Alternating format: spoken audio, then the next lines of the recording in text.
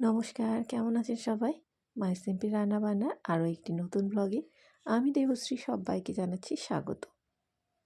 25শে December চলে গেছে আর নতুন বছরও এসে গেছে, আর তার সাথে জাঁকিয়ে ঠান্ডা। কিন্তু অনেক দিন আমি আপনাদের সাথে কোনো ভিডিও শেয়ার করিনি। এখন আর সেভাবে ভিডিও শেয়ার করতেও ইচ্ছা হয় না, কিন্তু তাও ভাবলাম চলুন আপনাদের সাথে 25শে ডিসেম্বরে যে কেকগুলো আনা হয়েছিল সেগুলোই একটু শেয়ার করি, কীভাবে দিনটা কাটালাম সারাদিন। তো এই 25শে ডিসেম্বরে হাজব্যান্ড নিয়ে এসেছিল প্রভুজি ক্রিমি মিল্ক কেক। এটা কিন্তু দারুণ লাগে, প্রতি বছরই নিয়ে আসে, আর এটা আমার ফেভারিট, কারণ এটা ছিল সম্পূর্ণ ডিম ছাড়া। আর এই দুটো নিয়ে এসেছে মামিমা, একটা উইঙ্কিজের চকলেট কেক আর একটা আমাদের স্থানীয় বেকারির কেক। স্থানীয় বেকারির কেকটা আমার ভালো লেগেছে, আর আমার চকলেট কেক যেগুলোতে ডিম দেওয়া থাকে আমার একদমই ভালো লাগে না।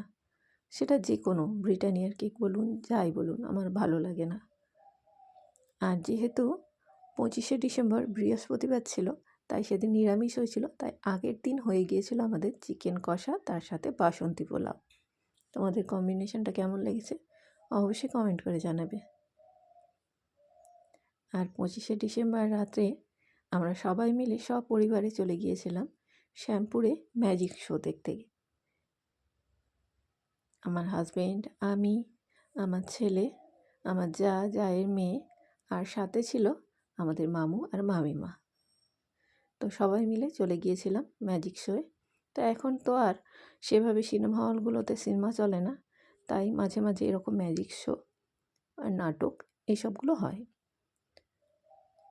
তো আমরাও চলে এসেছিলাম, ভালোই লেগেছে, বাচ্চা খুব আনন্দ পেয়েছে। তো এইভাবেই বছরের শেষটা কাটালাম। টাটা।